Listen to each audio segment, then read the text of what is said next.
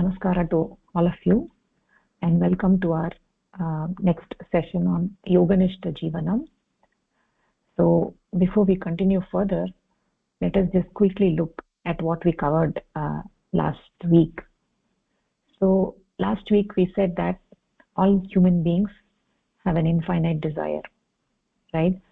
So, when we look at large things, great things like mountains, ocean, or the night sky, a feeling, a deep sense of happiness awakens within us, and it actually awakens the infinite desire of human beings. And this is a universal experience for all human beings. Human beings experience a deep thrill in their spine when they look at big things. So, we said this is a universal experience for all human beings, even though these large things are not infinite, but they create a feeling, a desire for the infinite, even for a moment. It is a momentarily you get that deep feeling of happiness. Momentarily they awaken that emotion within us. Within each of us, within each and every human being, there is this hunger for the infinite. But many of us do not know that. That there is a hunger for the infinite, but the fact is that all of us have this thirst for the infinite within us, and this is a universal quality. So the yogis, about 15,000 years ago, they developed a science around this called as the yoga, where we can get this experience, in fact much better experience in samadhi compared to what we get looking at big things like the ocean or the mountains or the sky. So we further said that the yogis developed a science called yoga, but what is the meaning of yoga? So we said in order to understand the meaning of yoga, we have to understand what it means to be a human being. Are human beings in the animal kingdom? So this is a great question. Are human beings in the animal kingdom? And people from all walks of life are interested in this question. So whether it is a single-celled organism or a plant or an animal or a human being, all living beings seek happiness according to the mind that they have. They seek the happiness that is relevant to that mind. So the every being has a mind, and the mind is in various stages of development for different beings. So for animals, their desires are limited. Their desires are distinguished by these four dharmas: ahara, nidra, bhayam, and maitunam. So maitunam means a procreation. So once these desires are all satisfied, then the animals are happy. They don't need anything else. That is what they're designed for. They get what they are designed for, and they are in a happy place. So they have nothing else to do in the world. So if they have a safe place, then they just rest. Their natural instinct is to sleep. But when you look at the human beings, even after our physical desires are satisfied, we still feel some uneasiness. We still have the thirst. We feel that we are not satisfied. We are not satisfied by these finite things. So therefore, what happens is that since we are not satisfied with these finite things, so in any field we may be engaged in, right? We may be an author, or a poet, a politician, a scientist, a student, or we may be engaged in any field, but we have this never-ending quest. We have this never-ending quest to advance further.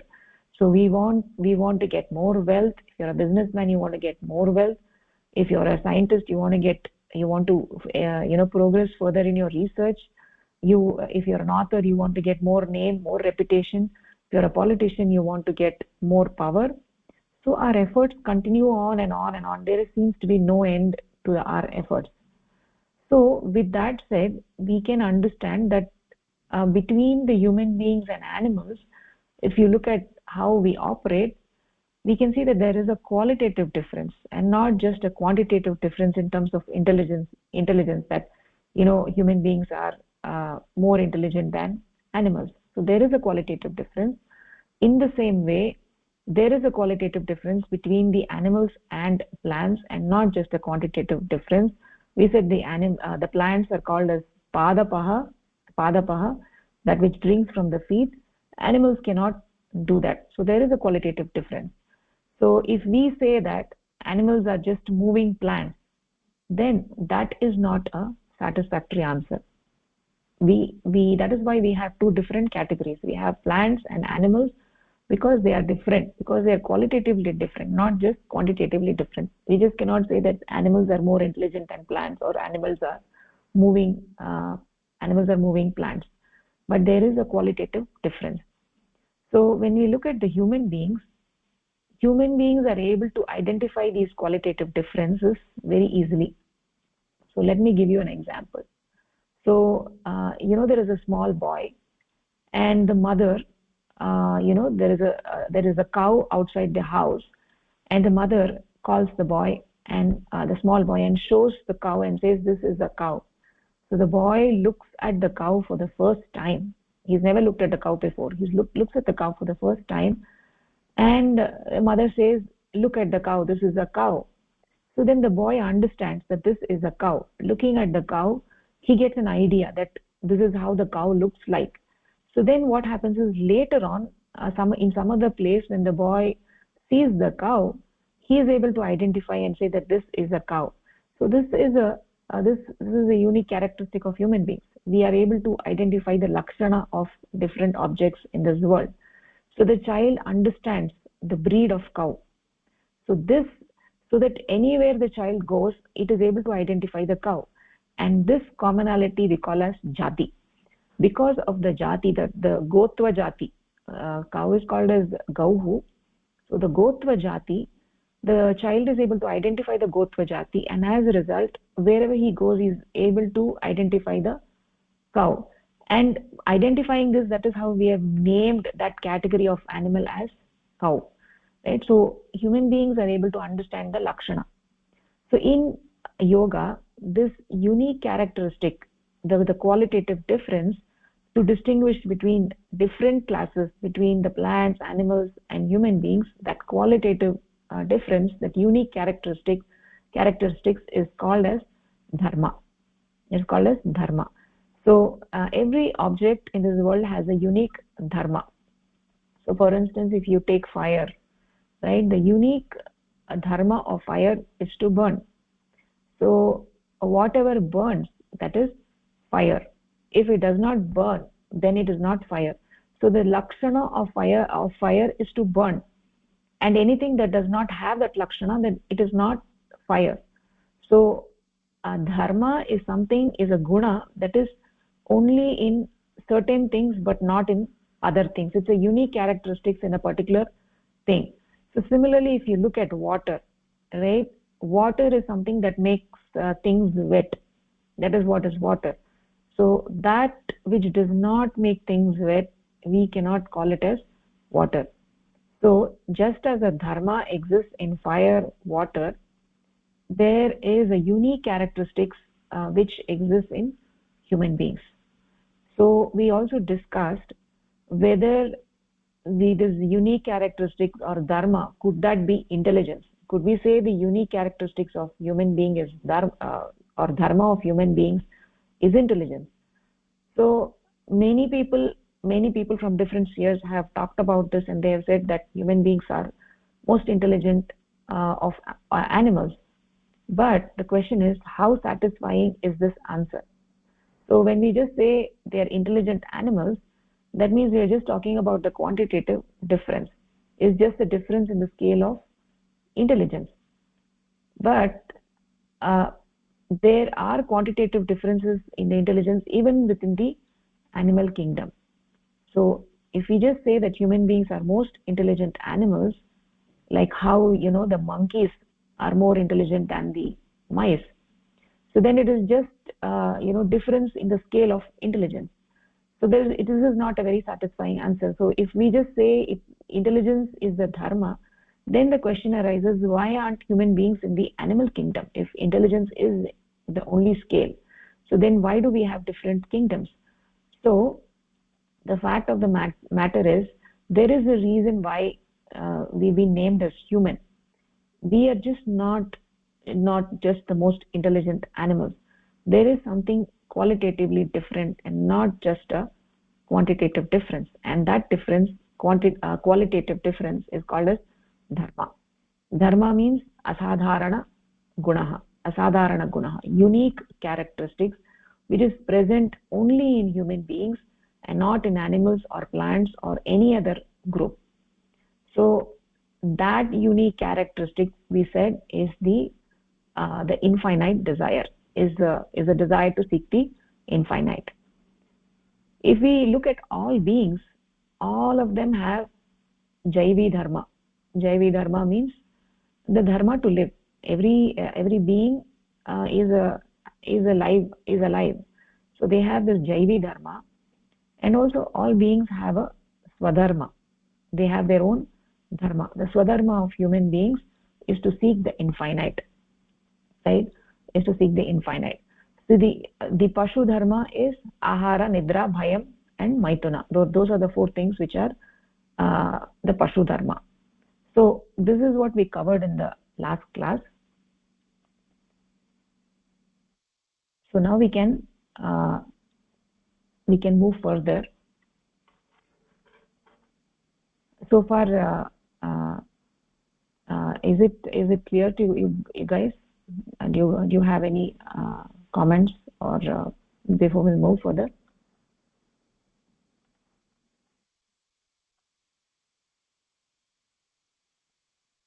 It's clear, you can move further. Okay, so just 1 second.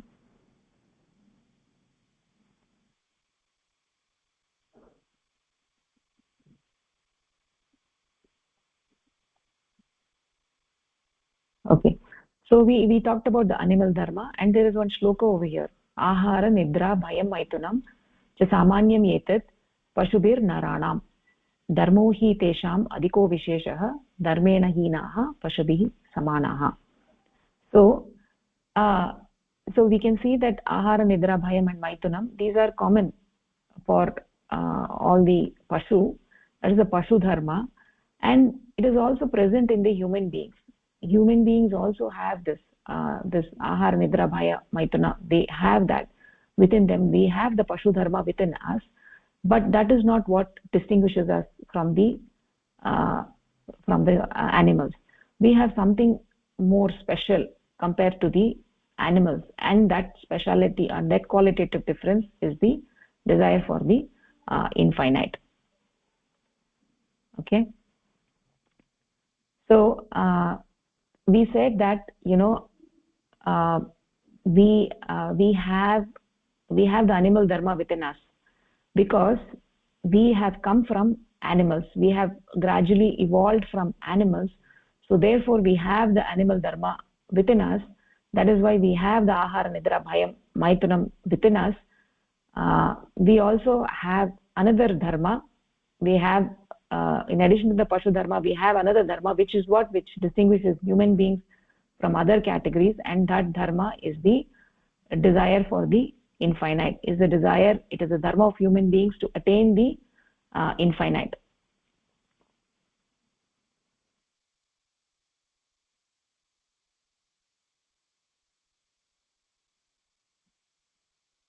So when we say that when we look at the mountain, ocean, night sky and see the stars, we get this feeling of limitlessness within us. We just directly connected with that beauty, that vastness.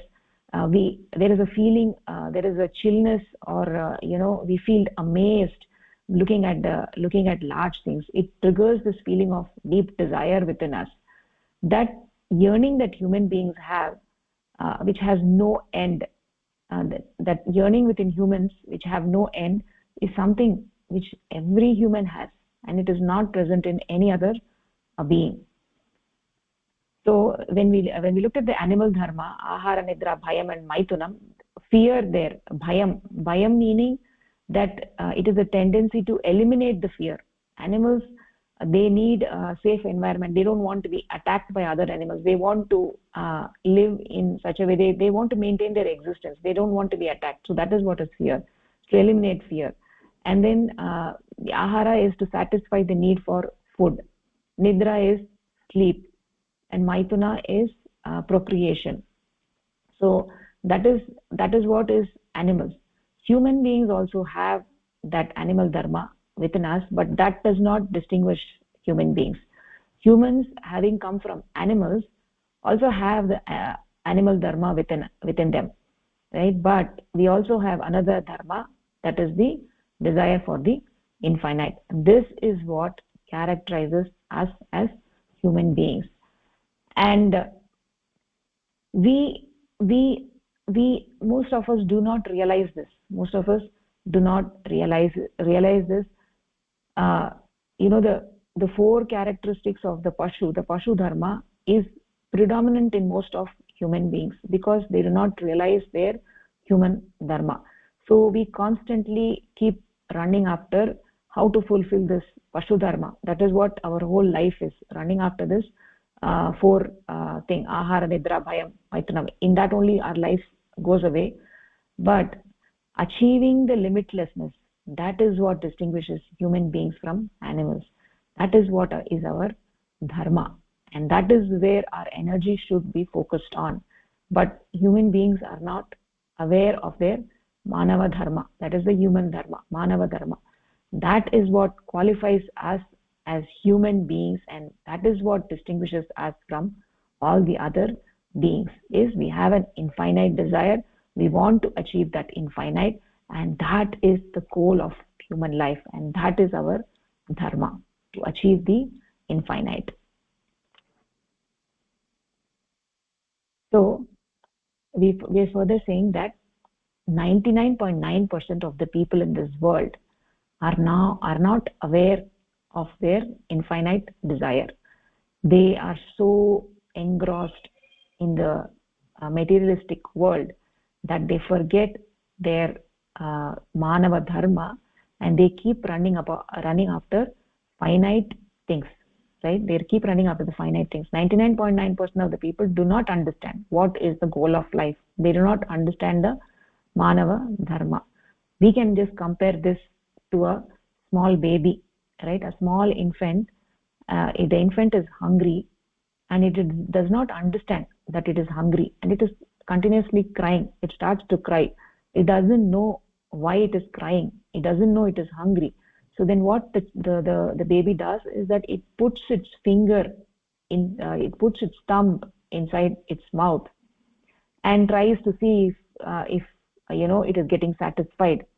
But the fact is that the thumb cannot fill the stomach. So it doesn't know how to respond to the problem that it is facing. So it keeps crying.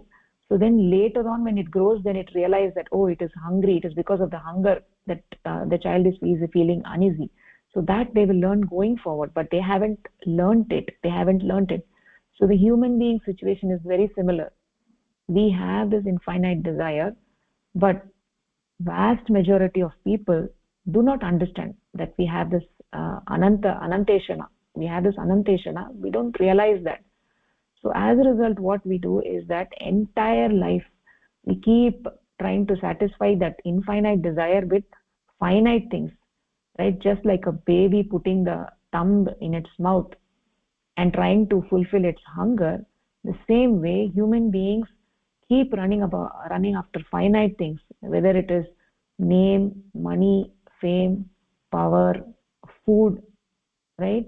People use so many different things throughout their lives trying to fulfill this deep yearning which they don't realize, which they have inside, but they do not. All of us have this deep yearning, but we do not realize. So some people, what they do is they accumulate more money. They just accumulate so much money, more than what they need, that it is just like ridiculous. Even though they are billionaires, but still they don't have an end. They are not still satisfied. They still want more. They go on and on and on, keep trying to accumulate more. So, and in fact, they could never use that money even this entire life, but then even then, they make that as the goal of their life, accumulating money. Same way, if it is a politician, no matter how much power he has, he still wants power. So those who are, hunger for the fame, they do the same thing. They want more power, they get more, and then they want more. So no matter how much they get, they're not satisfied. So one thing which is common in the society is food. If you the animals in the forest, they're trying to fulfill their stomach. So once their hunger is satisfied, then they're just happy. They don't do anything further. But a lot of people in this world today, they're satisfying their inner desire for the infinite through food. That is what most people overeat. They eat more than what they need. They become obese. This is just like an infant who is hungry and it's putting its thumb in the mouth. People have an infinite desire, and the problem is the desire is infinite, and all the things of this world, everything that is there in this world is all finite things. Everything is finite, whether you take food, whether you take money, whether you take house, everything is finite, and these finite things cannot satisfy us, and we do not realize that. We are never satisfied. As a result, we are never satisfied because we're trying to satisfy our infinite desire with the finite things, like money, power, house, education, whatnot. And so what happens is that we keep running after different things, and no matter how much you get of it, you're never satisfied. So you're actually trying to satisfy the infinite desire with the finite things, with limited things. And people who do not understand this, they spend their entire lives in just vain. They spend their entire lives chasing after things which can never satisfy them. It's just like the infant who is hungry, right? The infant who's hungry doesn't realize it's hungry, and then it starts crying and puts its thumb in the mouth. Same way, human beings do not realize what their goal of life is, so they keep running after finite things, and it goes on endlessly. If they have one house, they want another house. If they have two houses, they want three houses. If they have one car, they want two cars. So whatever it may be, we want more of it. We're never satisfied. So if when we're looking at the mountain, ocean, etc., it gives a thrill, which is momentary, but still it gives us a satisfaction which we do not get when we eat food or put money in the bank. The reason is that it gives us the taste of the infinite. When you look at the mountain or the ocean, momentarily it gives you the taste of the infinite, but the more money or the more house or more whatever it is that you get, it does not give you the taste of the infinite, and as a result, you're never satisfied. You feel that you're getting the sukham, but it is just temporary, and you're still not satisfied. You're still unhappy. You're still seeking more and more and more and more and more. So that is the main difference. So when you get the finite things, you're not getting that satisfaction, but when you look at the ocean or the mountain, you're temporarily satisfied. You're feeling that shanti, you're feeling that deep happiness, you're feeling thrilled, and you're completely connected with that, right? And that is that qualitative difference between human beings and animals. The human beings have that desire for the infinite, which we do not realize, and as a result, we do not make any efforts in that direction. Okay, so let us see how much we have understood. So Chandrasekhar Mohoday, do you want to explain what I said so far? Namaskar. Namaskar Mohoday. Yes. I think you did a recap of last week, Mm-hmm. and then moving on to this week, you said we wanted to distinguish between that unique qualification that each of the different beings have. We call it Dharma. And if you look at human as an intelligent animal, because human's also an animal, the animal Dharma is food, sleep, fear, and procreation, or food, sleep, safety, and procreation. Um, and we, as uh, human animals, also have the same food, sleep, safety, and procreation desire, but we have something more, the qualitative difference. So we are not just an intelligent animal because we have the qualitative difference of the desire for the infinite. Uh, we have, maybe we've been referring to it as infinite desire. Um, it, it's like the desire for the unlimited, for being or not being limited. Um, so that infinite desire is our human dharma. The human being's dharma is the drive to achieve, to get the infinite desire. In pursuit of that, when you know, 99%, 99.9% of the humans don't realize that that is their dharma, to desire for the unlimited, desire for the infinite, and they keep accumulating finite things, thinking these finite things would satisfy that inner desire for the infinite. So that's like the child desiring milk just puts a thumb in her mouth, thinking that this would satisfy the desire for food.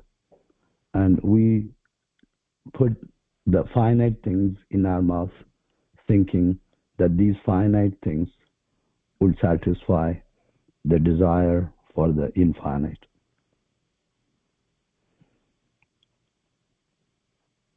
And I think that's about what we Very covered. nice, mother. Very beautiful, mother. Very, very nicely said. Very nicely said. Thank you. Yes, that is what it is. I'm just going to kindly mute you, mother. Okay, thank you.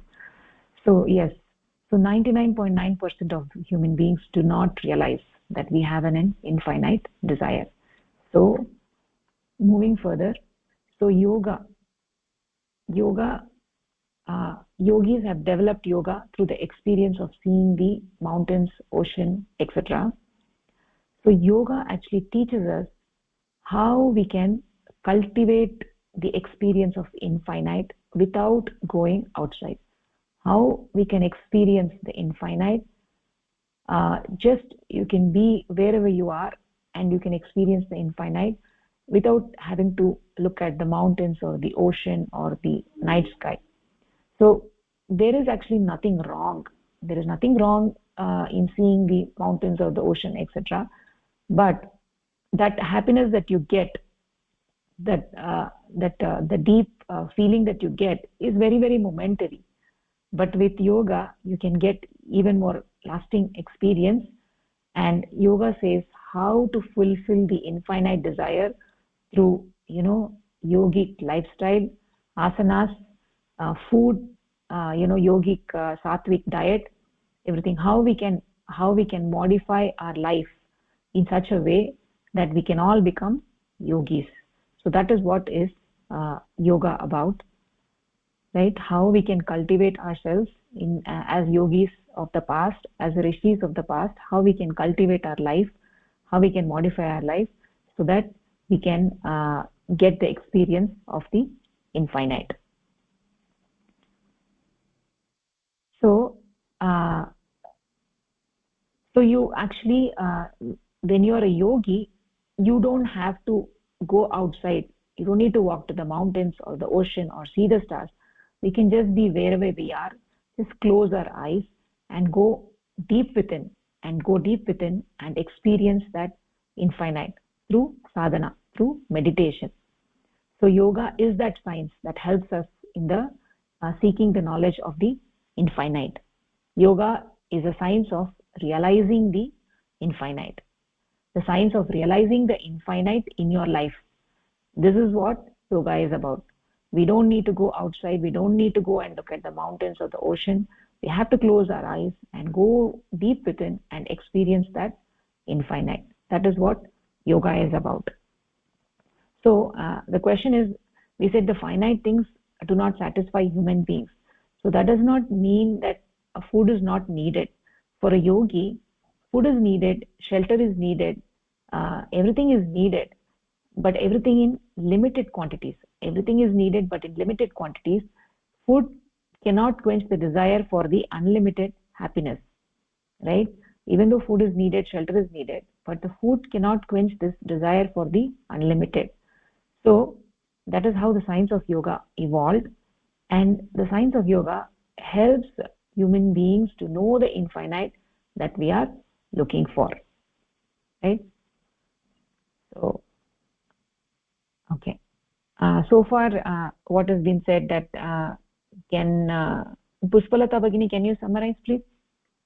Can you explain what I said? Namaskaraha Bhagini. Namaskaraha. You have given the definition of yoga. Yoga is the science of realizing the infinite.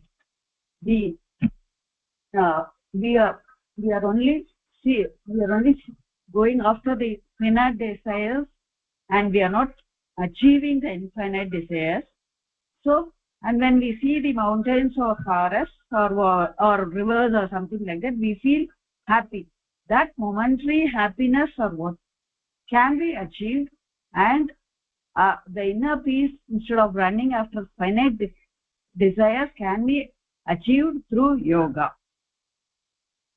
So you need not go to and see the mountains or stars or sea and then try to achieve our infinity, whereas we can just, through our yoga itself, we can achieve that infinity and try to achieve infinity instead of only going after the finite desires. That is what I understood. Very nice, Bhagini. Very good, Bhagini. Very good. Dhanyavadah. Thank you. Yes. Yeah. Dhanyavadah.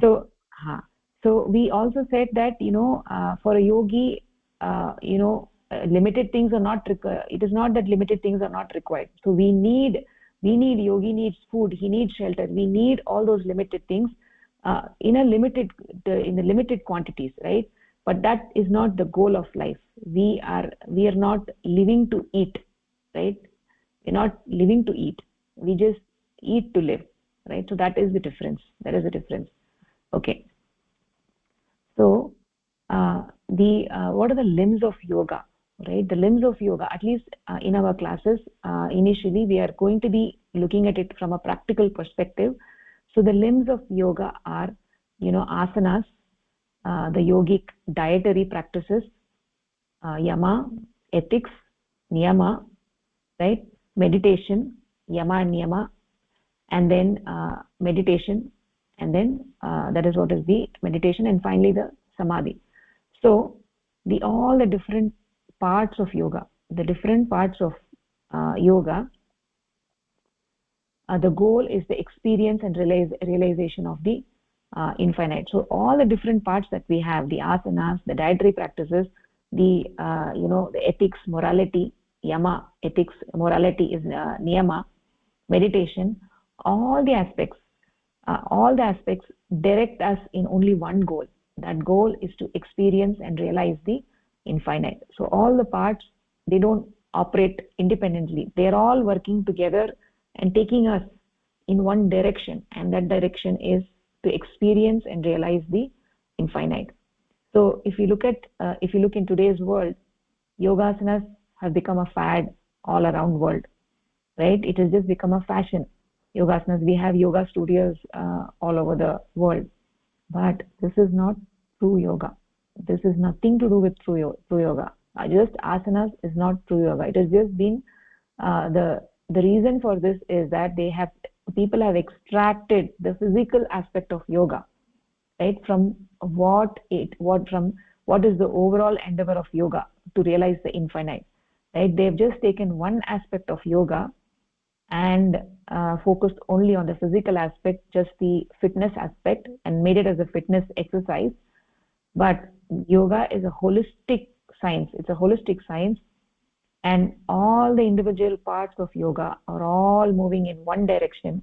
That is the experience of the infinite, which human beings yearn for, which they get momentary experience by looking at the sky or the ocean or the mountains. So the reason that the asanas are important, the asanas are also important. We're not saying the asanas are not important. Asanas are important component of this. Is that why the asanas are important is because that human beings have three components. We have the physical component, mental component, and spiritual component. We have three components. All human beings have three components: the physical component, which is the body; the mental component, the mind; and our spiritual component. All the three of them are needed for forward movement and growth towards infinite. If you want to progress towards infinite, all of them are required. Physical aspect is required, mental aspect is required, spiritual aspect is required. So the mind, every human being, in fact every being has a mind, and the mind resides in the body. The mind is in the body. So for the mind to grow, and for the mind to grow, the body should be in a good condition. When we get these experiences of the infinite, it is the mind that is getting this experience. When we're looking at the mountain or the sky or the ocean, who is getting the experience? The mind that is getting the experience. And the mind is residing in the body. It lives in the body. The mind is in the body. So the body needs to be able to support that mind in its efforts. So the body has to provide a proper environment to facilitate the mind in its onward journey, facilitate in its efforts. So if the body is not in a healthy condition, if it's not in a proper condition, then the mind can never get elevated. The mind can never grow. So for instance, if somebody has a stroke or had a stroke, and they lost their left arm and leg, and they cannot walk, right? Then how is the mind going to grow? The mind is not going to grow. If your body is diseased, then the mind can never grow.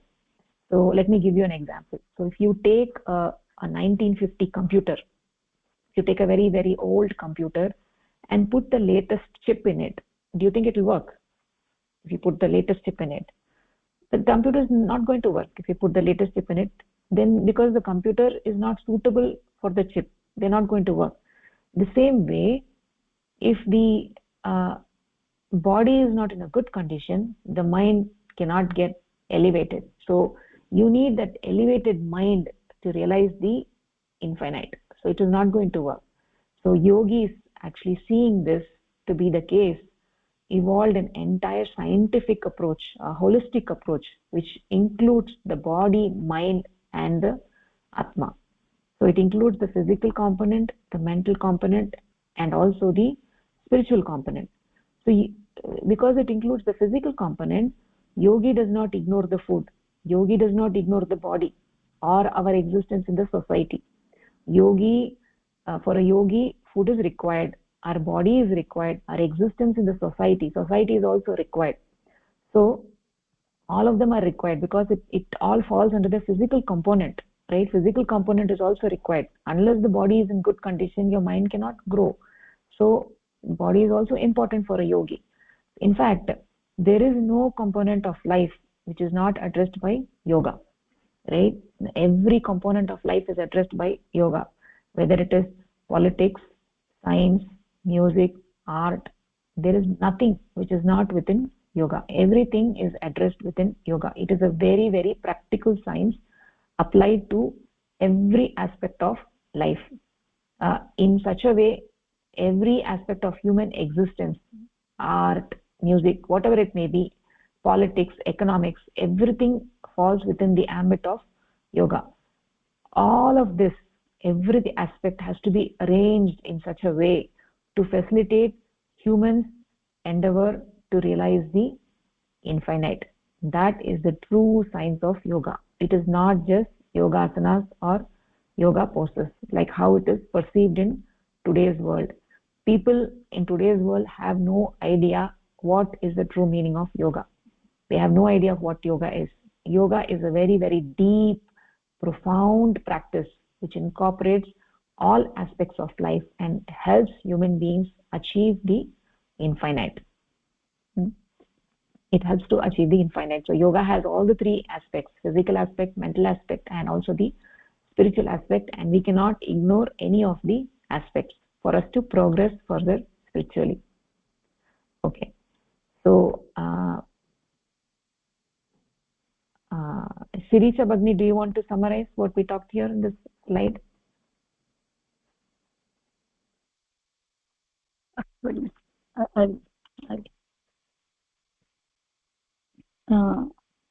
The thing is, here everything is needed for a yogi, but in limited quantities. There are limbs of yoga, asanas, yogic diet, yama, niyama, meditation. All these are limbs of yoga. All these are just to experience and realize the infinity. All these are the ways to experience and realize the infinity. Asanas are important, and all these limbs are important.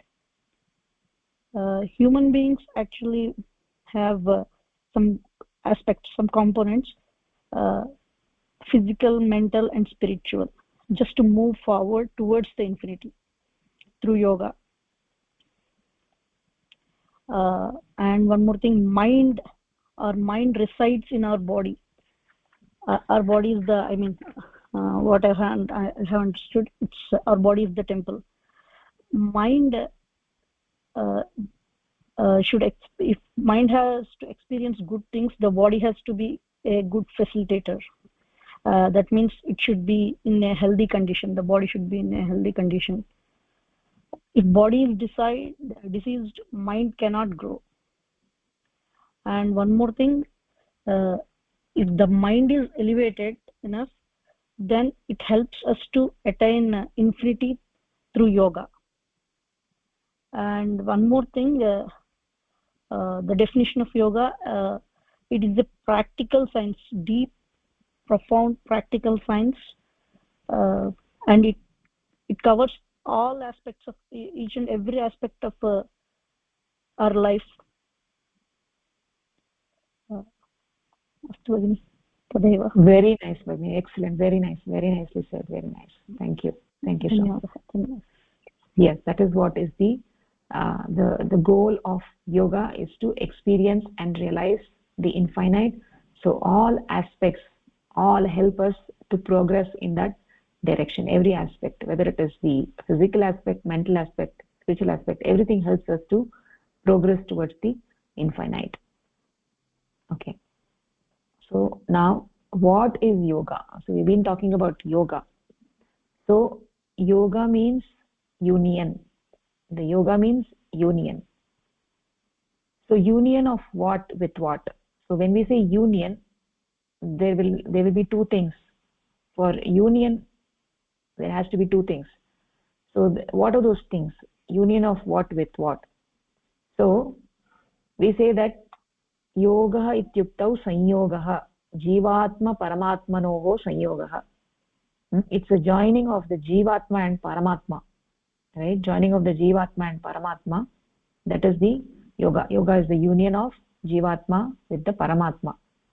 So explaining that, when your little I, or when your aham bhava, right, you have this aham bhava, I am Rama, I am Shyama, I am Govinda, I am Sita. So everybody, when we are born, we have this namakarana.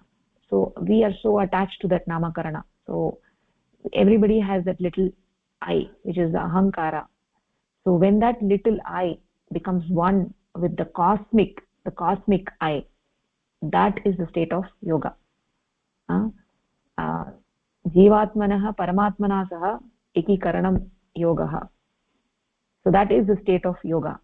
And when your little I becomes one with the big I, right, then a spiritual seeker, a sadhaka, has attained the state of yoga, and he is called as a yogi. Yogi iti tatra ini pratyah. There is a ini pratyah in yogi. Yoga asya asmin va. That is, yoga is there. Anybody who is practicing yoga becomes yogi. Anybody who practices yoga becomes yogi. So then when we all start practicing yoga, we all become yogis. We become yogis because we are progressing. We become sadhakas. We progress in that path. So all of us over here, we all want to become sadhakas. We want to progress spiritually. We want to achieve the union. We want to achieve the union of Jivatma and Paramatma. So to do that, we have to become yogis. We all have to become yogis. We have to be engaged in the path of yoga. So yoga is a very, very practical science. It is not just theory. So what the difference in the yoga that we are going to follow, the key difference that we are going to follow compared to anything else outside, is that whatever we learn, we will put it to use. We will apply it in our life, and we will see our life is just like a machine, right?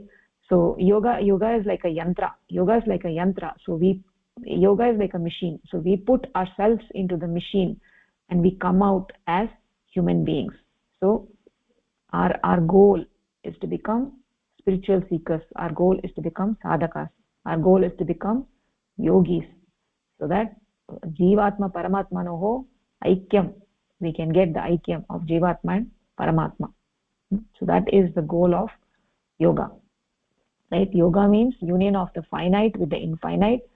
We are all living in a finite body. We live in a finite body, right? We have a mind that has a beginning and an end. The mind is not Anadi Anant. Mind is not Anadi Anant. Mind has a beginning and also has an end. Our body also is finite. We all know that our body is finite. It has a beginning and it has an end. But all human beings ultimately have an infinite desire, right? All human beings have an infinite desire. Okay. So Purnima Bhagini, do you want to summarize?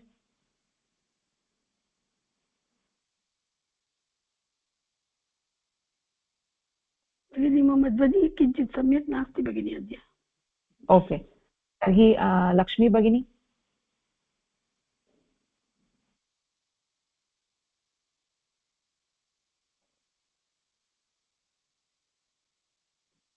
You mean from the beginning, or no, just what we covered now? What is the meaning of yoga? Okay. Yoga means union.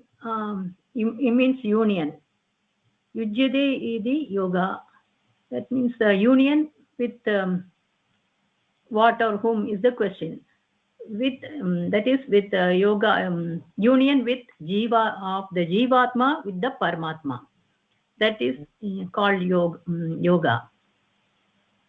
And everybody has that big, the I in them. When it is when it becomes one with the cosmic I, that state is called yoga. That is a yogi attains that state. That is he will attain that jivatma and the paramatma union is called yoga, and yogi attains that state.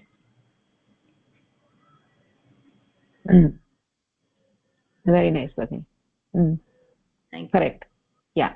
So yoga means union of the finite with the infinite, right? We think we are finite. We think we are finite, even though we are not finite. We think we are finite. So yoga means the union of the finite, the little I, our ahankara, with the our aham bhava, with the infinite. So moving further. So yoga is the union of the finite with the infinite. We all live in a finite body. The mind has a beginning and an end, but we have an infinite desire, right? We have an infinite desire. So here I'm going to tell you something very important. So the the mind doesn't have a shape of its own. The mind doesn't have a shape of its own. So what we think, we become like that, right? Whatever we think, we just become like that. If you constantly keep thinking about Paramatma, then if you constantly thinking about that infinite, if you constantly think about the infinite, then we become infinite, right? The idea is that the mind, by thinking about the infinite, it becomes infinite.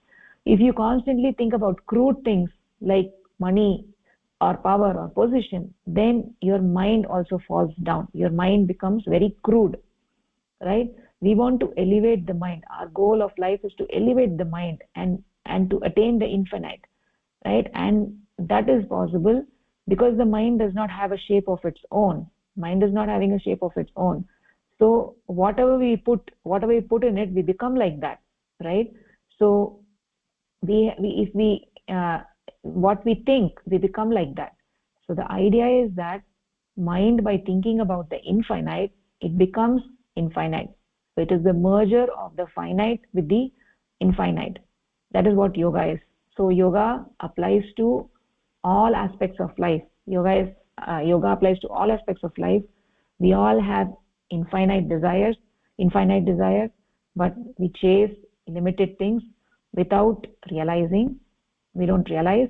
As a result, we don't get happiness from those limited things. We don't get any happiness from those limited things. However, please note, those limited things in normal quantity are all needed for human society, whether it be food, clothing, money, medicine, etc. Everything is needed, and a yogi recognizes that. Yoga recognizes that all of these things, these finite things like food, clothing, medicine, everything is required, right? But yogi also realizes that these finite things cannot fulfill the deep yearning that humans have, because these things are all finite things. No matter how big a house you may have, but it is still finite. No matter how many pieces of jewelry you might have, no matter how expensive it might be, but still it is limited. Some people have more than 1,000 shoes, right? They have more than 1,000 shoes, but even still they're not happy. They still keep collecting more and more and more. Why do you need so many shoes? Why do you need so many houses? Why do you need so many pieces of jewelry? None of these things can make us happy. None of these things can give us this ultimate happiness, unlimited happiness. So yoga recognizes that all of these limited things in nominal quantity are required, no doubt required for sustenance, for our survival, but that cannot become the goal of our life, because all of us have a deep yearning for the infinite. So our goal of life is to become yogis, is to become sadhakas. That is the goal of life. Yoga is a solution. It teaches human beings what it is to be a human, right? It teaches us how to move ahead at every step in order to fulfill that deep desire that we have, to know the infinite. So yoga is a solution. It teaches us how to become a human being. It is the union of the finite with the infinite. We live in a finite body. The mind has a beginning and end, right? Within us is also the infinite desire. So the mind doesn't have a shape. So the idea is, whatever we think, we become like that. If we think about the infinite, then we become infinite. So that is what yoga is all about. Okay. So who's going to summarize this for me? Hamsini Bagni, you want to summarize? Hamsini Bagni?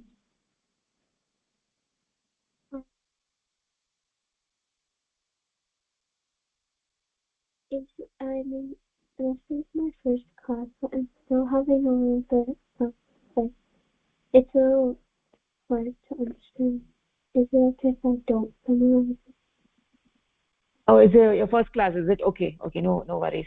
So, uh, who's Rajama Bagni? Do you want to summarize?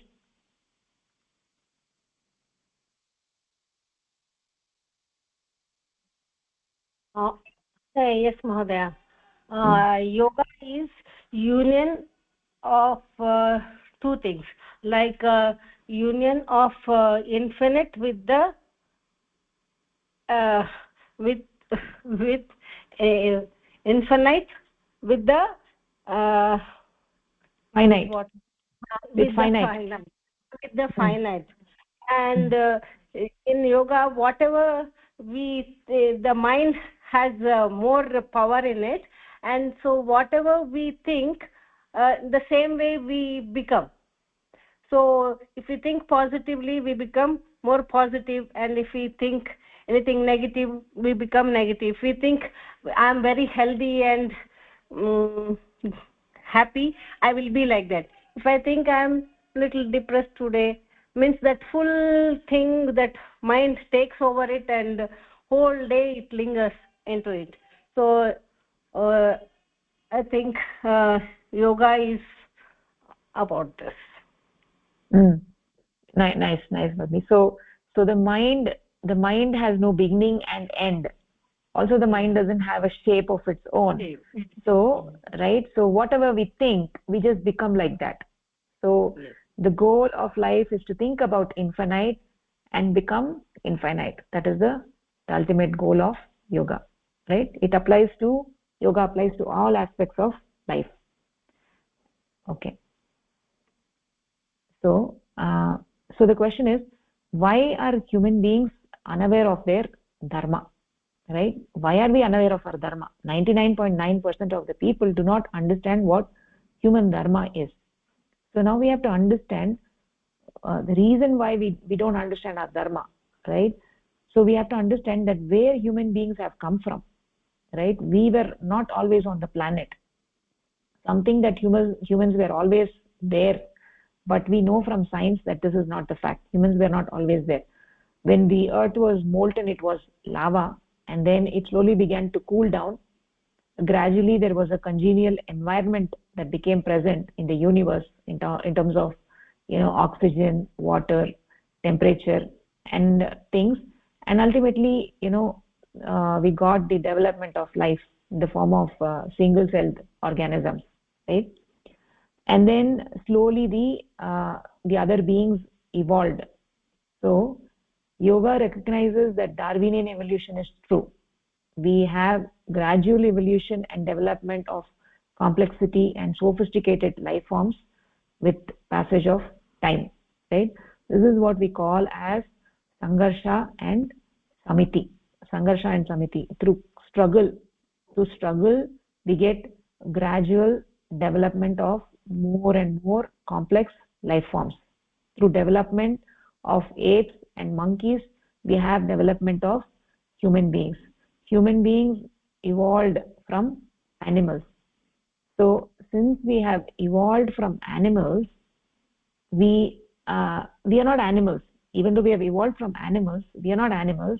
We have evolved from animals, so we have within us the animal dharma, the ahara nidra bhaya maitunam. We have that dharma within us, but we have evolved beyond animals. So we have something more than them. We have the unique characteristics, which is the manava dharma. So we have the manava dharma and the human dharma within us.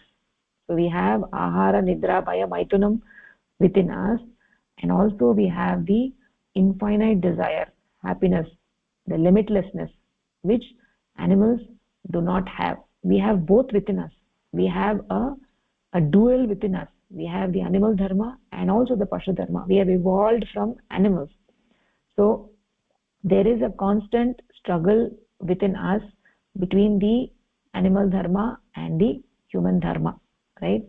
So every human being, as we have evolved from animals, we have both the dharma, the animal dharma, which is the ahara nidra bhaya maituna, and also we have the human dharma, which is the infinite desire to seek the limitlessness. So there is a constant struggle within every human being between the two. All human beings, we need food, we need sleep, we need protection from fear, we have desire for procreation, but also we have the infinite desire. So we have the animal dharma and also the human dharma. So uh, so the in human beings, the ahara, nidra, bhayam, the animal dharma, the pashu dharma, are all simple requirements for basic survival, but that does not make human beings human. Since we have evolved from animals, we have those qualities, we have the pashu dharma, and there is a duel, a fight between those qualities, between the animal qualities and the human qualities. There is a huge fight. This is an eternal sangarsha. It is going on from ages, right? Janma after janma, the struggle is going on, right, between the pashu dharma and manava dharma within every human being. So we have this struggle in human life, in our life. At birth, at birth we are all like animals. We are all like animals. We have animal nature. If you look at a newborn baby, all it does, it just eats and it sleeps, it cries when it is scared. And all through childhood, we eat, we sleep, we grow, we learn. These are the things that animals also do. Animals also learn, right? They eat, sleep, they do those, and we also do this. But then what happens is that in the teenager years, right, when we become a teenager, something changes within us, within the human beings. Then we start questioning. Then we start challenging our parents, and all kinds of changes happen only in the teenage years. So sometimes among those questions that we ask some deep questions like, who am I? Where did I come from? What is this world? What am I doing? What is the purpose of my life? Where am I going? These kind of questions arise in a teenager's mind, and some of the teenagers, they get depressed, right? This is the kind of struggle which happens in teenage years. So fundamentally we're talking about awakening the manushyatva, the manava dharma, in the teenage years. Now so far we've been dominated by the animal dharma. Now we are seeking to awaken within us the manushyatvam, the manava dharma. So now which of them is going to dominate the rest of our life, their lives? There is the manava dharma, and there is also the pashu dharma. Which is going to win the battle, right? People, most people don't realize that they have this battle going on. They're so engrossed in the pashu dharma that they don't even realize that there is a manava dharma. Right? That is the situation for most of the people, right? So why are human beings unaware of their dharma? Why are they unaware of their dharma? So in today's age, 99.9% of the people, animal dharma only prevail, right? In this materialistic world, capitalistic world that we live in, this entire world is like a university. It's like a capitalist university. All of the advertisements that we see, everybody is getting wrong education. It is encouraging the animal dharma within us. Human beings are running towards animal dharma, and it is guided by all these advertisements and capitalists. You should buy this and then you become happy. You have to buy this, you buy more of this, you become more happy. This is what we've been taught. Human beings have an infinite desire, but they are taught to satisfy their desires with finite things. Then yoga comes and says, no, this is not the right approach. This is not the right approach. It teaches us that these things, all these things in their basic amounts, food, clothing, shelter, education, medicine, all of these are required for survival, right? They're required for survival, but these cannot satisfy your deep desire, yearning you have for the infinite. So you have to do something more. You have to do something more. During the teenage years, there arises this duel. There arises this fight, which in 99.9% of the cases in today's age is won by the pashu dharma, not by the manava dharma. Why? What is the reason? Is that because humans are not taught that they have an infinite desire, so they don't know what is the human lakshya, or what is the human goal, what is the dharma. So the yogic, this is the yogic shiksha, is that human beings have an infinite desire, and that infinite desire have to be cultivated. The yogic lifestyle has to be cultivated. How we can go from the finite to the infinite, how we can become a yogi, how we can recognize the human dharma, and how we can start the fight between the Pashu dharma and Manava dharma, so that we can make the Manava dharma succeed. This is what yoga is all about. In the absence of that teaching, the yogic environment, and in the presence of this, the absence of the yogic environment and the presence of this, the capitalist environment, bhautikvad vatavaran, people are like goaded, they're like pushed towards the Pasudharma. They are not taught that they have an infinite desire within them. So there is a constant fight between the two. So human beings are not aware of this fact. Then what happens is that they lose the battle. They don't even realize it. They lose the battle, and that is what happens 99.9% of the cases. People lose the battle even without fighting, because they don't know. So yoga is teaching us that there is a fight, that we have to get up and fight to make the manushyatva within us, to make us victorious. You have to struggle.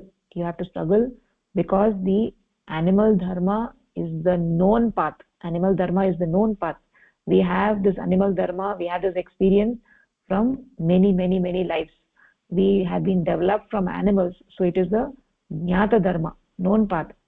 So going towards the known is so much easier than going towards the unknown. But yoga is teaching us to go towards the unknown, how to go towards the ajnata dharma, to become a human being and not remain an animal. So in the 99.9% of the cases, we are externally human and internally we are all pashu. That is why, that is how people's lives are today.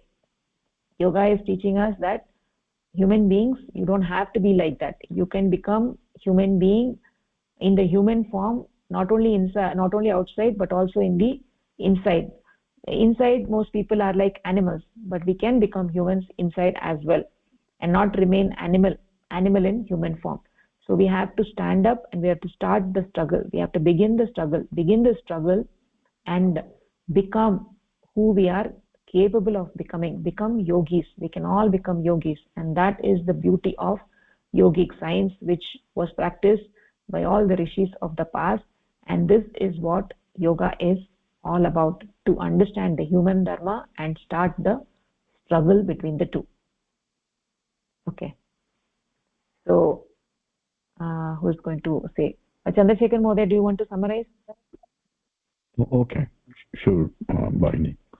I think what yoga, the union of the little I and the big I, or the union of Jivatma and Paramatma, is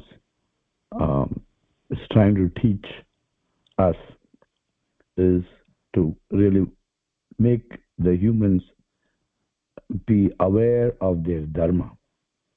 The human being by nature, and 99.9% of them are just are not aware that their dharma is to seek the infinite, to is to desire the infinite. So they just simply follow the Pashu dharma and just be satisfied with the four basic Pashu dharma qualities. But yoga is trying to teach us, awaken the humans, and trying to teach them that their true nature, the qualitative difference, is this infinite desire. And the lifestyle, the yoga teaching is trying to teach them through the yogic lifestyle. The yogic lifestyle,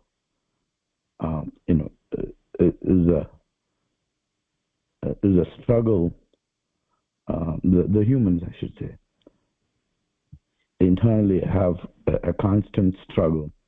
And as you said, that especially the baby, from birth continues just in the animal dharma, pashu dharma. And during the teenage years is where there's a natural question that's raised in people's mind about who am I, what am I, who's that self. And so they go through this constant struggle, finding that who's answer to who's that self, who am I, the struggle between the pashu dharma and the true human dharma. And the yoga is trying to teach them to awaken that human dharma and to realize their full potential, the potential that they are to desire for the infinite and seek after that infinite desire and become the true humans and make the distinction between the animals and the true humans. And in the absence of such yogic teaching, you just stay in the pashu dharma, having only finite things and finite and desire, have your desire fulfilled by the finite things and not realize that that's really not what's going to make you happy. It's not going to satisfy your true desire for the infinite.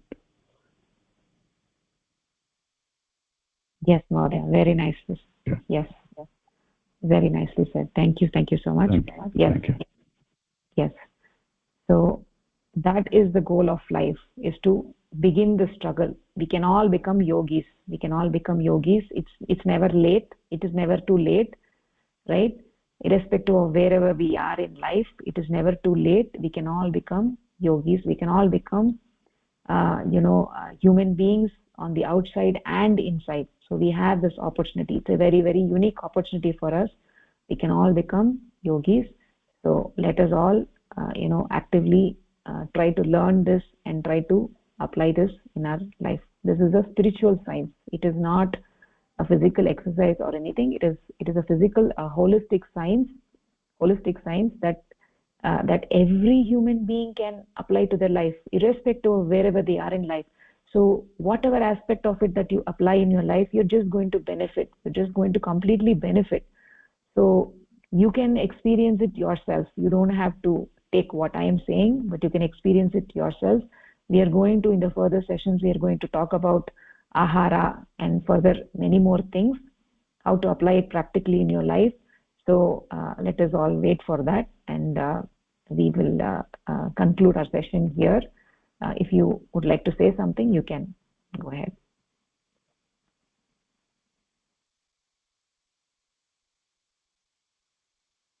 Okay then. Dhanyavadaha. Namaskaraha. Dhanyavadaha. Namaskaraha. Dhanyavadaha. Namaskaraha.